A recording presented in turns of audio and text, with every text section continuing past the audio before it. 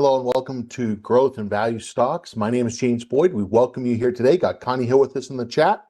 And all of you actually here today, GT with us, Texan, Life in the Fast Lane, Jay Richardson, Tech One Trades, and many others. Now, I'm going to tell you right up front, the sad part about this class is it's only 45 minutes long. So let's just buckle in, okay?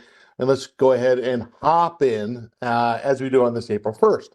Now, there's no April Fool's jokes. I actually don't like this day because, sometimes my mom would do these jokes and I'd take her seriously and April Fool's. Okay, I hate that. So let's just skip that. But it's April 1st, so happy April to you. Now, just real quick, Connie and myself and all of us coaches, we do post educational content on X. There's my handle. Connie will post her link there in the chat. That way you can just click on it and follow her as well. Now, remember, this is a live session. You can also watch this on recording. If you are, welcome. This is not a one-off session. We actually meet each week. So today we're going to talk about the growth and value. Probably if we're talking about, let's say, the market snapping potentially back up, which we'll look at in just a moment, we might see some more examples of growth. Now, with that said, we'll kind of take a quick look at some of our disclosures. Remember, the information here is provided for general informational purposes only. Should not be considered an individualized recommendation. Schwab does not recommend the use of technical analysis as a sole means of research. I have hit over and over again, please understand inner market analysis. In other words, correlation of asset classes. Oh my gosh. I mean, it's so interesting. Biggest ones we've been talking about lately is oil, let's say in discretionaries, oil and let's say airlines, etc. Very interesting. It gives some trade ideas, okay? How one could be going up, one could be going down, like a teeter-totter. Our examples we will do here today would be done in the Paper Money software application. Also understand when we talk about if we bring up dividend-paying stocks, they're not, we know the dividend stocks, they may reduce or stop paying dividends. They could also increase them, okay? More of the story is it's not indefinite. Dividend policy could be changed over time. Also remember that when we talk about investing, it involves risk, including loss of principal. Now, also remember when we talk about these styles, growth, value, income, think of these as the three buckets. You have to understand, based upon where someone is in their life, etc., they might be invested in different types of things, and also maybe their confidence level in themselves, maybe what their goals are. Clearly, if we're talking about growth investing, we're looking for capital appreciation. Speaking of capital appreciation, let's take a quick look at the S&P 500. Now, just real quick, if we look at the S&P 500, on the chart, we have the 30-day simple moving average, the red line, the light blue line, okay, that's the 10-period moving average. Yesterday, that was the first time we closed above the shorter-term moving average in over a month. This white oval represents when the Iran conflict started, and since then the price signified in the red candles has really been below that blue line for quite a while. Now tonight, president is actually going to be doing a, let's say, discussion with the Americans, so to say. I think that's, double check me, that's this evening. Check your local stations. But the idea is that maybe that conflict, and we said this last Monday, and I said a comment, and I'll say it again, the U.S. has about 2 weeks left, okay? You can't keep that strait closed forever. This is not a U.S. problem. It's a world issue. Need the strait open, okay? 20% of the oil comes from that strait. Open the strait. Even if it wasn't 100%, it can't just be closed off like it has. Now, here we are about a week and a half into that comment, okay? Could we start seeing some passages and some of that supply re-given back, so to say, to some of those areas in the world that need that oil to make gas, among other things. Now, if we take a look at this, again, if the price is below the 10-period moving average, we talk about that. The prediction is pain, right? Pain meaning price down. The price actually gets above that short-term moving average. We call that trend 2. This is also what we also call really diagonal resistance breakouts. Now, what happens at this time, people say, yeah, I'm not going to do nothing until we get above the 30-period moving average. I'm just going to sit on my hands. Nah, I'm not going to do anything until I get above, let's say, 6,800, where we broke down before. And if it gets above the 6,800, they're going to say, wow, I wish I would have bought before. Remember, I don't think anyone has said the words dollar cost averaging maybe more than I have. Someone does not have to build an entire position all at once. You're building the position over time as it proves its trend. The investor is actually considering putting more capital in. Now, when we take a look at just real quick, the four that we've been talking about, to be consistent, okay? We talked about crude oil, and we said that if this market is going to go up or down, it's going to be based upon these four. When we look at crude oil touched the high 2 days ago. We see that it's come back down a little bit. We can't say it's really fallen down, but when we actually, so we would say okay on crude oil. Okay, that's not really a huge victory. When we also look at the VIX just real quick, now remember, as bullish investors, we want this chart going which direction? Okay, down. Okay, that's better. Okay, than oil is. If we actually look at, let's say, the U.S. dollar, we don't want to see people actually rush into cash. We want to actually see that U.S. dollar be pushing down. These other currencies out there, you can guess them, they're starting to kind of look a little bit more bullish, and the U.S. dollar being a little bit weaker, at least in the last 2 days or so. You want to see those other currencies actually break out to the upside and this chart go down. And the last one we actually pulled up, which will relate to some other things, is the rates. The rates are on the south side of the moving average, okay? Now remember, these have been the headwinds, right? I mean, you've been watching, right? They've been the headwinds. Well, if all of a sudden these four charts start to go down, could you see an unwind? Now, the thing that we've been talking about over the last week is intermarket analysis, how certain asset classes relate. And when I'm talking about asset classes, I'm going to kind of interlink this between, let's say, oil and industry groups. So kind of looking at micro intermarket analysis. Now, what was the idea? If oil went down, which industry group might benefit? Can anybody remind me? What was, now these are going to be our first trade ideas, so don't take forever, okay? So if we said, hey, if oil actually goes down and they actually do open the strait and it kind of relieves some of the pressure, maybe not all, some, okay? What was actually some of the idea as far as an industry group to watch? Now, by the way, it's probably not just one, okay? Yeah, you could say tech. That's not one necessarily I'm thinking. Oh, thank you for crying out loud. Transportation. Hello. Okay. Now, transportation. Oh my gosh. If you actually walk through the sectors this morning, it was hard to notice this one because it was poking us in the eye.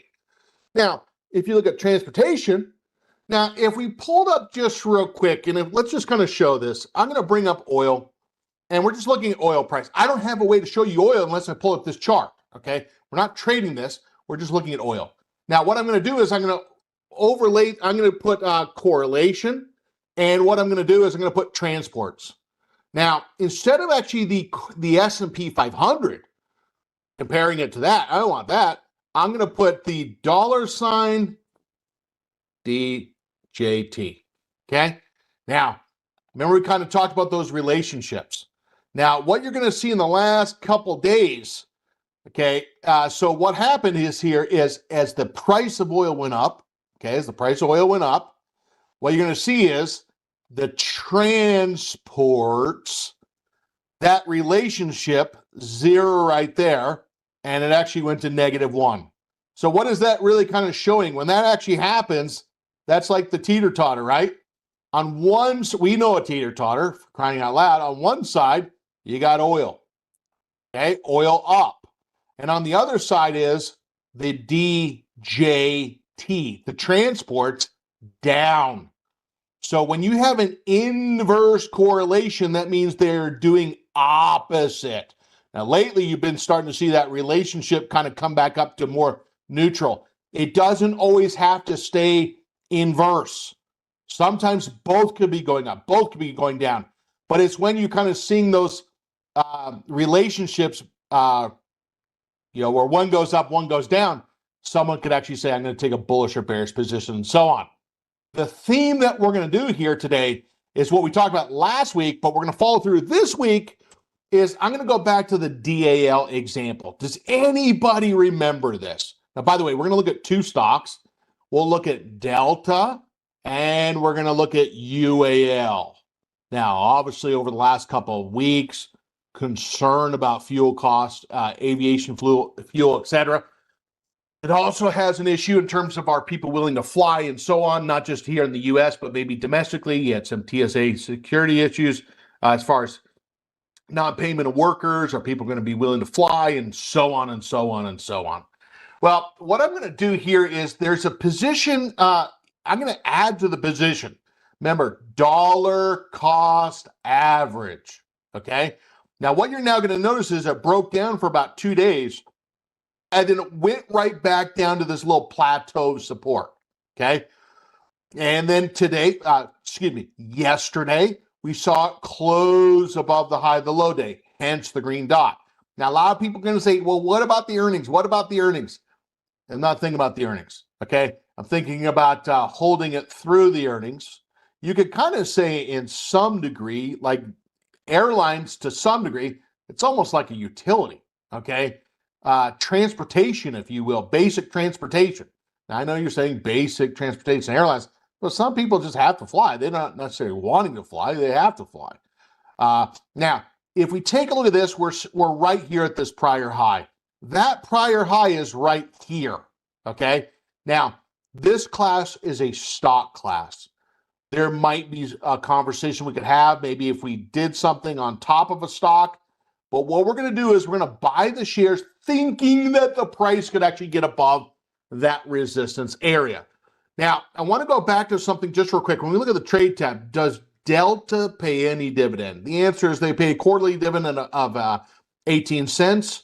Quarterly dividend, 18 cents. The PE, only 8, which is not surprising. When you have more volatile earnings and or revenue, okay, earnings, how much they make, divided over per share. When they actually also have more volatile revenue, you're not going to actually get a high PE. And it's the same thing in many oil stocks. We go back to the charts for just a second. The one thing I want to take a look at is the percentage payout ratio, okay? So how much of the earnings are they paying out in the form of a dividend? The answer is they're only paying out about 12, 13% of their earnings in a dividend, which means the company can use that earnings to fund their operations, among other things. What we're going to do in this case is we're going to buy those shares and buckle in because this is where it's going to go faster. If we look at Delta, what I'm going to do, now, by the way, there's a position on that in the margin, and you're going to see that right there. I'm going to go just real quick to, now, remember, it didn't hit the stop. We talked about that. I think it was on yesterday or the day before. I'm going to go to the IRA, and what I'm going to do is I'm going to right-click on that chart, buy custom. We're going to go with OCO bracket. Now, there's 2 ways you can kind of do this. If you kind of want to do it the faster way, more visual way, I'm going to kind of put the capital size first. And what I'm going to do here is I'm just going to use example given this amount. Okay, there it is. Now, when we have that, that's in dollar amount. Okay, now right above that dollar amount, you're going to see like a little red icon right there. Okay, click on it. It's going to give us about 110 shares. Not going to do 110. We're just going to round down to 100. So I'll take that off and just say, let's keep 100. Okay. Now, some people like to do it like this, and I'm just going to kind of show you the way some of us like to do this. But what I'm going to do is if we're trying to buy at 68, it defaults to $1 higher for the target, $1 lower default for the stop. Now, if I go confirm and send, remember how the stop works. If we get at or below that price, it triggers it to sell. Now, I'm going to kind of show you something just real quick. Notice actually on this, we just use the default. What I'm going to do is going to take this, do not click on the X, or cancel the order. I'm going to move up that target to about right there, okay? And when I do and let go, it's going to actually, if I send that order, we move the target to there. On the stop, do not click on the X. It cancels the stop. And, well, actually, it cancels the stop and also the target because those are OC orders. They're a bracket order. I'm going to move down the stop visually. Okay, now option number 1 is, A, how low do we want to go? Now, some people might try to take that 10-period moving average, which is sitting right at 65.8, they might say, James, I'm going to put the stop right underneath there. Okay. Now, what's the advantage of kind of doing it visually like that? Well, it's kind of nice. Now, by the way, if I did, is I can move it right underneath that low. Okay. So we're just kind of sliding it around visually underneath. At what point would you say, hey, look, I want to sell based upon the trend is changing? Okay. So I showed you both ways. A little bit tighter stop. And then second, where's that stop if we take that prior low? Now remember, this is on stock trades, just sliding around those orders. Okay. Now, obviously, so we said the DAL. I want to go back to UAL for just a second. Now, UAL has lagged a little bit. It has been in a consolidation. Okay. And that consolidation, where we actually, when I say the consolidation, it drops down, right? Makes some lows. And you look at this, there's the plateau of support at 84, resistance right at 95, and you got upcoming earnings. The earnings could be a good or bad thing, right? Gives an investor something to target. Now, on UAL, they don't pay a dividend. Now, let me just double check on this just real quick. Let me bring that up. UAL. Yeah, they don't pay a dividend, okay? Now, if we look at, let's say, so there's not a payout, okay? Earnings is earnings. Now, when we take a look at this just real quick and I go back to that paper money, I'm going to right click on this. Now, remember, some investors might say, look, I'm going to try to buy some here. Second, I'm going to try to add to the position. We're going to actually try to get in all of the position here. Now, if we had a little bit more time, we might say, look, I'm going to spread the order out. Matter of fact, let me kind of just show that, okay? I'm going to set up the first order, and then I'm going to set up the second buy order. But we're going to do it all in the chart, okay? Now, what I'm going to do is going to right-click on it, go buy custom with OCO bracket. When we actually do that, I'm going to go back to the, now I'm going to do even like a smaller amount. I'm going to go back to that dollar amount, I'm going to go $37.50, okay? Split it in half. And you'll see exactly what we're doing here. And if we take a look at this, how many shares is that? Answer is 39 shares. Now, if we buy those shares at the current price level, remember the target default's $1 higher. We'll move that in just a sec. The stop is $1 lower. By default, we'll move that in just a sec. Data GTC, data GTC. By the way, could you actually set this up as a custom order where you don't have to do that? Yeah, click on the custom order. Just do buy custom OCO, GTC, name it. And that way you don't have to change those all the time, okay?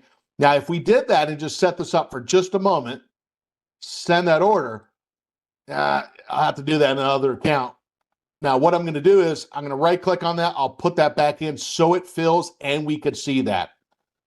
And let me just get that set back up. 37. There we go. Okay. Put that back. Okay. Now, what I'm going to do is, if it was you, where would you put the target? If it was you, where would you put the exit? Now, I'm going to take this top line right there, and I'm going to drag it right up to where we fell down from. Where do we fall down from? Maybe right around 106. Now, if I go send that, you're going to see that that line is pretty much at the lows of where we fell down from. Now, here's the funny thing about people. We believe it when it's going down. Yeah, you know, the Iran thing. Yeah, I totally believe it. The market should be going down. Yeah, sure, absolutely. But when it's going up, we don't believe it because we anchor our minds to what happened recently. Okay? It's interesting how we do that. We believe the bad, but not the good. Okay? Or we only believe part of the good. We believe 100% when it goes down and a quarter of it when it goes up. Okay, just kind of interesting. Now, as far as underneath, what I'm going to do is kind of take this midsection of the channel and put that stop right around the midsection. Where? 90.70. Okay, now this is only half the position. Well, how do you add to the position? Well, what I'm going to do is I'm going to right click on the chart. I'm going to set up a buy stop right above that high. If we got to that high or higher, well, in this case, that would actually be a shorter term higher high. You make a high, you could make a higher low. You make a high, make a higher low. That actually is a shorter term upward trend. I'm going to go right above that high, right click, buy. Okay. Now remember, this is not a good to, this is going to be a good to cancel, but it's not an OCO bracket. For simplicity, what I'm going to do is I'm just going to say, look, buy the other remaining amount of capital, 3750, and I'm going to go limit, stop, and that's wherever I right clicked, we're saying if we go to that price or higher, buy the shares of the stock. Now, some people don't like that. Oh my gosh, I would never do that. Well, hold on for just a sec. Stop, limit. What I'm going to do is even going to set up a little window here. I'm going to say, look, if you can get in, you have to get to this price or higher to get in. You can buy up to a certain amount to that price, but no higher than that. Okay? So the price has to go to this price or higher. And if it does, it triggers it to not sell, but to buy. And it could buy up to 99. Now, what happens if UAL just gaps to the upside, never comes down below 99 at all? Doesn't fill. That's the problem. That's why some people like buy stop. But if you like a buy stop limit where it puts a cap, okay, there it is. If I go confirm and send, what is that going to do? You know what it's going to do. It's going to layer there the second order. Now, here's what happens, okay? Sometimes we're not thinking, this is like playing chess or checkers. We're barely thinking about our first move, and we're for sure the heck not thinking about the second move. So I want you to think about this question. If you got in the first time, where would you try to get in? What would you need to see to consider an entry? What would you need to see? All right? Second, if you were going to add to the position, where would you add? There it is. Well, why did you choose that? Well, I chose that really based upon if we got above the recent high there, we just put out that second order right there. So first entry, second entry. Now, could it go up to both of those price levels and be wrong and the price goes up and it falls right back down? Could it do that? Sure. Okay. But now what we're trying to do is kind of have a sequence of those orders to launch to the upside. Instead of being so reactive and just kind of what are my emotions? Okay.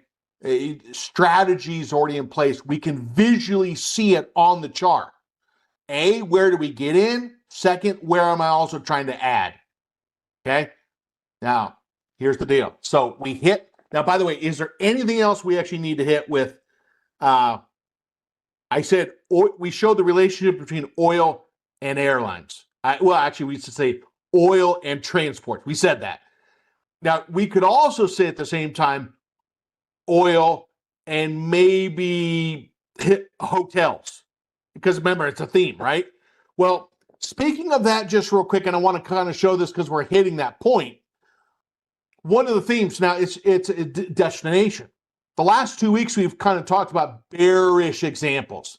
Yesterday, we talked quite a bit about exiting bearish positions. Well, 2 bearish positions that were exited this morning based upon stops, and that's all I'm going to say to this, is Disney was actually exited out. You'll see that there at 98.07.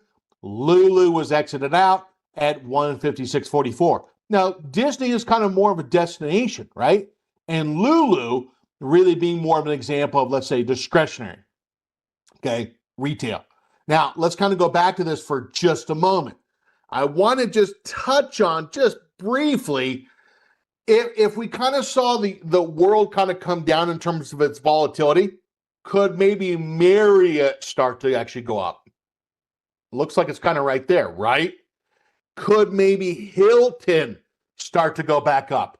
Now, I don't know about you, but that kind of looks a little puckered up to maybe try to get a little push to the upside. Now, remember, what happens is the average investor says, I'm going to wait until I get full confirmation.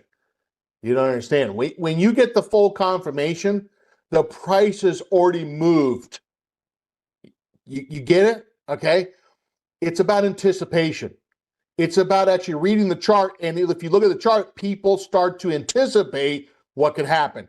When it happens, and it's confirmed, the prices already went to the expectation. Okay. Now, the example that we're going to look at here. Now, sometimes when things pull down, pull back, sometimes people like diagonal support examples. Now, one of the questions I get a lot of was, well, when you draw the diagonal line, how far do you go back? And the answer is, well, I'm always going to start at a 1 year daily. And I'm going to go, if I'm drawing a diagonal support, I'm just going to start at the right and I'm just going to go back. And I'm going to go back and see how many of these lows maybe I could touch. We're not trying to touch all of them. We're trying to touch most of them. So I'm going to start at a 1 year chart and I'm going to go back. If we went back even further than that, I don't think it's really going to matter because it's not really changing the angle of the line that we have, given that we looked at, let's say, months of time. The months of time are giving us the same angle. Now, if we take a look at this chart, if we said, what is rudder resistance? Well, that resistance is right around about 305. Touch there, give me another one, touch, touch, touch, and touch. Now, you're going to notice that there's a Bill Bornhoff intraday touch right at the moving averages. Now, that is always so interesting because you're looking at that going, was that random or was someone having buy orders right near the moving averages? And you answer that for yourself. Because some people be watching these relationships, think that they don't have to run a search. They're not living underneath a rock. They know that if you just went to, say, airlines, you say Delta, United, among others. If we said hotels, you don't need to run a search. I mean, we're not living underneath a rock. We know Marriott, Hilton. Okay, those are probably some of the biggest names, not the only ones, but crying out loud, sometimes you just make it too complicated, okay? Take some of the things you know and say, look, are some of those things starting to show some potential bullish movement? Now, what I'm going to do in this case is we're going to right-click on this chart. And what I'm going to do is going to go to the charts. We're going to bring back up HLT. Now, we're not saying that Marriott is bad. We're not saying that. But if we had to look and see one compared to the other, which one looks a little bit more bullish, we'd probably say maybe Hilton a little bit more of an upward tilt to it. Now, this account also has the example of Marriott already. Well, I'm going to go over here, right here to Hilton, okay? And what we're going to do is we're going to right-click on that chart. Now, I wonder if you said, well, James, I'm nervous to get in. Okay, well, let's kind of use that. Let's use the word dollar cost average. No one said you had to put the whole position in at once. No one said that, okay? Now, I'm going to take that 37.50. 37.50 is going to give us 12.25 shares. Now, notice we're not going to the trade tab. We're right-clicking on the chart. Now, just like we did before, I'm not even going to change these. So I can stop doing this over and over again. I'm just going to go down here. Once I've changed these to data GTC, I'm going to click on that right there, okay? And actually right there where it says Save Custom Order Template, I'm going to call this Webcast, okay? Webcast. Now, by the way, where did you get that? Okay, right there. Okay, we're going to call this Webcast by OCO GTC. All right, now, what does that even do? Well, let's delete that order. Right-click on it again, go down to Buy Custom, and now what you're going to see in this case, Webcast by OCO GTC. So if you have some custom templates that you normally use, please feel free to just make those custom. Now, when you take a look at this, there it is right there, okay? And by the way, when you actually do this on the next position, you need to adjust this. But really the GTCs, it's already there. That's the point. Now, what I'm going to do right now is I'm just going to confirm and send this. Then what we're going to do is we're going to move the targets. Okay, I'm running out of capital there, to say the least. Might have to take a lesser amount. That's so sad. And what now, what I'm going to do, let's see if we can't get that filled in this one. I'm telling you, it's tough. Let's see. Oh, dude, running out of capital. Might have to look to sell something, okay, which can happen. Now, what I'm going to do is let me even take a smaller amount so we can just get it on the board, so to say. I'm going to even take a smaller amount if I can, 15. Okay. Confirm send. Oh my gosh. Let me go back to the other one. It's not wanting to play today. Okay. And let me just do that. I'm just trying. If we can't get this filled, there might be we might need to go in and see if there's any positions we might look to. Yeah, we're going to have to. Okay. Now, if I could move the targets and the stop, what I'm going to do is I'm going to mark this chart like I could if I could get filled. A support level might be underneath 299 and change. Well, that support level, we might set it right underneath at 296. So imagine these lines, right? 296.16. If we talk about target areas, you got 312. That's probably not going to be enough. Okay, so that one does fill. Which one fills? UAL fills right there. Now, second, if we talk about target, I think at the minimum to kind of at least make it a better reward to risk to some degree, probably going to need that stock to go up to a target of 318. Obviously, top side being 325. The wicks are that extreme price movement. Someone might say, James, my target is 317, 325. Okay. Now, here's the deal. Sam actually says, I've gotten burned more by not having stops than any other trading flaw. There's some people that don't set stops. They use derivatives to actually control the risk. And that's not necessarily a horrible thing either, okay? I've said this, and I'll say it again. Using stops as a 100% methodology of your risk management, when you experience the volatility in the market going up and your way of protecting capital or portfolio is setting stops on everything, I'm not sure if that's a good idea, okay? Using kind of a mixture between stops and maybe what some investors might consider maybe another way to control risk, I'll leave it at that. That mixture is probably, and I'm going to say it like this, an option that you need to consider just setting stops by itself. Because what happens if you look at just recently when the market fell down, the investor would have got stomped out of almost, if not everything. Now, when they do, what do they psychologically? Where are they? Well, they saw the account actually drop in value. Now, all of a sudden, they're kind of nervous to get back in. Does that make sense? So I'm not sure if that's a great idea to set stops on everything. Okay, because all it does is you run a high percentage probability of getting stopped out and locking in those potential losses. Okay. Now, you wouldn't hear me talk about that. Okay. The mixture might make more sense. Now, if we take a look at this, I'm going to also go back to, so we did the example of Hilton. I'll go in and fix that. But the other, so we did Delta, we did UAL, we did Hilton, and I will fix that order on Hilton. Now, the one thing is, so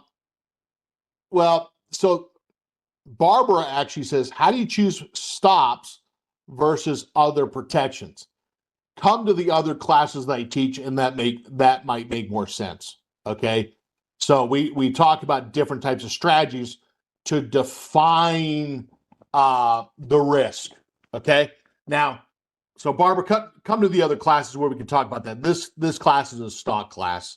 Now, one thing I want to kind of bring up is, let's take a look at a couple we talked about transports. When we say transports, we could also say like industrials. If I said industrials to you, what industrial stocks would you be thinking about? Now, if you say, James, I don't know. I'm just brand new into this, okay?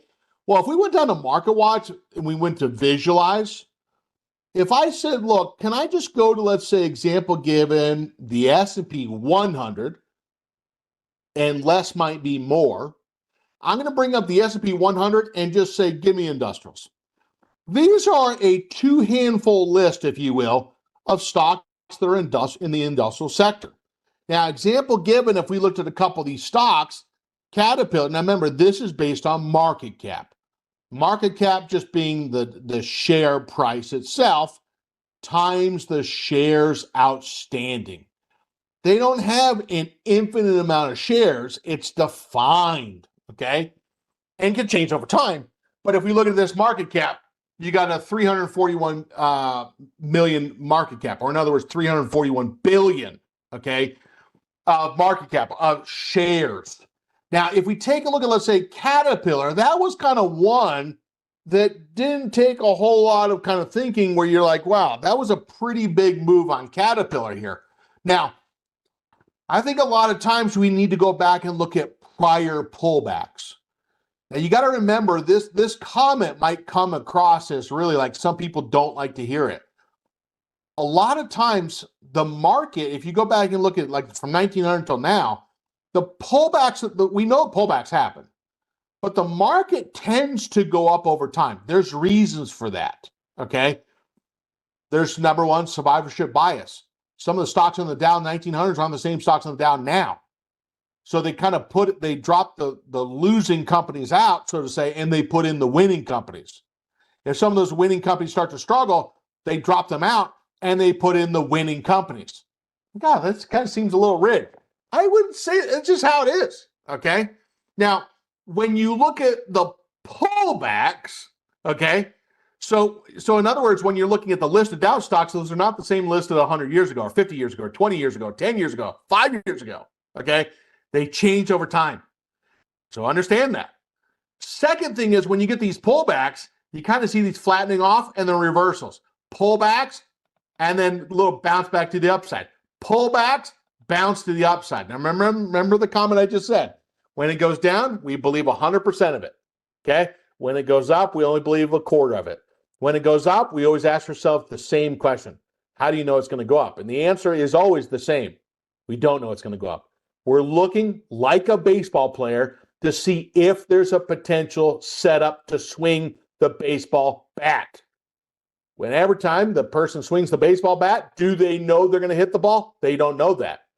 But they think the ball's in the strike zone, meaning that stock is showing what they want to see to consider a bullish entry. So the answer is you're never going to know the future, ever. And so you're just looking for the stocks that are showing those ball in the strike zone. Now, if we take a look at this and we said, do we see a defined level of support? I think many investors would say, James, I see it at 670-ish, 668. If we looked at the area of resistance, maybe that area being 725. Most of the touches were not 725. Most of the touches was 707. Some investors who are looking at extreme levels would say, I see resistance at 725, where other investors say, nah, I see more touches at 707. They're viewing this as a breakout setup. Now, we're out of capital here, but let's imagine that, for example, the investor said, look, I'm going to take Caterpillar and Delta does fill at 68. Now, if we take a look at this, we're going to right click on that. And just like we did before, and I'll put the target and the stop here. If I go down to that webcast by OCO order GTC, now here's the deal. Now, the one thing is when the market goes down, okay, if you keep taking bullish trades, bullish trades, bullish trades, bullish trades when the market falls, you should have an understanding that the stocks that you're buying are correlated to the market. So in the shorter term, there'd be a lesser likelihood of that trade succeeding because the stocks are correlated to the market. Okay. Now, vice versa. If you pick bullish trades and the market goes up, the sector goes up. 1 month, the investor says, what the heck did I do wrong? And the next month, the market or the sector goes up and they says, man, I can't tell you the last time I was wrong. What's the difference? Huh. It's simply answer. The market and the sector is helping you. Okay. The market going up, the sector going up. If the market sector is going up, that actually probably means the VIX is going down. So 1 month you could not hit the baseball bat. You could not hit the baseball with a big Fisher Price plastic fat bat. And the next month you're like swinging a toothpick and crushing the ball, so to say. Why? Welcome to market conditions and correlation. Okay. So a lot of times people say, well, I must have done a bad job last month. No, you didn't have any help from the market. Okay. That should not be really that hard to understand. If you think that you're just a great stock picker and the market has nothing to do with you, I'm going to say this nicely, you're wrong. Okay. We're all at the same thing. If we bought real estate and you bought these great houses, but the real estate in the area goes down a lot, you could say, I bought a nice house. Why is my house struggling to be rented out? Blah, blah, blah. Why is the price going down? It's because you're influenced by the real estate in the area. It's not about you just one house. We got to think outside ourselves here. It's not that simplistic of my one thing. We got to wake up, okay? It's not about the one thing. There's other factors, right, that influence whether that trade is successful or not. That's just the reality, okay? Now, if we take a look at this, I'm going to put that target right here about 764. Now, you might say, James, I'm a little greedier than that. I'm going to go for a little higher. Well, some others are not as greedy as maybe that other investor might be. Two areas that we might be thinking of the downside. Moving average is 701. Underneath that open price, 679. If we decided to say, hey, look, I want to set that stop a little tighter, 679.88, okay? That stop is going to be set at 666's 28. And if we look at that, 666, 28, there it is right there. I can't take this trade all the way through because you can see I ran out of capital, okay? But that's what it might look like. Now, this is not to say that stock cannot take out that prior high. If we go back and look at this really on that weekly chart, this is what it's showing on the weekly chart. Now, I don't know what type of candle that is. I'm joking. I do know what it is. There it is. Now, the one thing I would kind of say is this, okay? When the markets pull back, this is why some people kind of stay focused on bullish positions as a majority, because the market tends to go up over time. The market, I'm not saying the individual stocks. Second, if someone were to do 2 or 3 or 4 bearish positions, that's not going to alter the posture of that portfolio. Okay, so if we had, let's say, 11 bullish positions, 4 bearish positions, is the portfolio bullish or bearish? Highly likely it's still bullish, okay? But why does the investor do some bearish positions? Because they're saying, look, I'm trying to offset some of the bullish losses as they're dragging down. Now, what I want to do is I want to kind of show one more. So I can't take this through because, well, we've talked about that. One other one that has been a little surprising here today has been Mr. Intel, INTC. Mr. Intel, now sometimes we see this. Sometimes we see where the price falls down below the support and intra-week, the stock rallies back to the upside. Okay, so if we're talking this one day, it was horrible. The world was coming to an end. At least that's what it felt like. Okay, so the next day, the stock actually closed back to the upside. Okay, now you got to ask yourself, why would investors be buying on something that looks so bad? Got to ask the question. Okay, now some people are looking truly at daily charts. And when I say that, daily charts, I'm saying like a daily candle. So in other words, the duration of time is 1 year, but the candle itself is the day chart, the day candle. Now, some other people don't look at that. They look at a weekly, they look at maybe a 3-year weekly, where every candle represents a week, okay? And so that's the thing, is not everyone's looking at the same thing. Now, if we look at this, this fell down for a day, only to see the stock close above the high-low day yesterday while getting back above that 42 and change. Today it gaps. Well, what's the significance of a gap? Well, people actually put those orders in ahead of the market being open. Some people were getting filled prior to the market being open. Then the market opens, and then people pour more on. Pour what? Capital. And what happened is that open price was pretty much the low of the session. 45, give me 45 and a half, 46, 46 and a half, 47, can't go up any higher, 47 and a half, 48, and so on. Now, if we go back to this trusted chart, which is how high is this? At what point is the highest price level that we might consider maybe a buy limit order. Now remember, that blue line, 10-period moving average. Yellow line, 3% above the 10-day moving average. Red line, 5% above the 10-period moving average. Yellow line, 7% above the 10. Now we know that in our past examples, and you'll see on this chart, what's the likelihood of that stock holding 7% above the 10-day moving average? The answer is not very high. What tends to happen there? What tends to happen here? What tends to happen here, right? Well, the higher you go, you tend to mean revert. If you're high, you tend to pull back down. You're low, you tend to actually pull back up, okay? Now, on this, at the highest price, and I'm just going to show this for our last example, trade number 4, buy custom GTC. And what I'm going to do here is I'm going to say, look, buy it. Now, where did you put the order? I put it right at the red line. That's the highest that we're willing to buy those shares, okay? You start trying to buy at the white line or higher, you're buying at the nosebleed, okay, territory, where the chances of a pullback become more severe.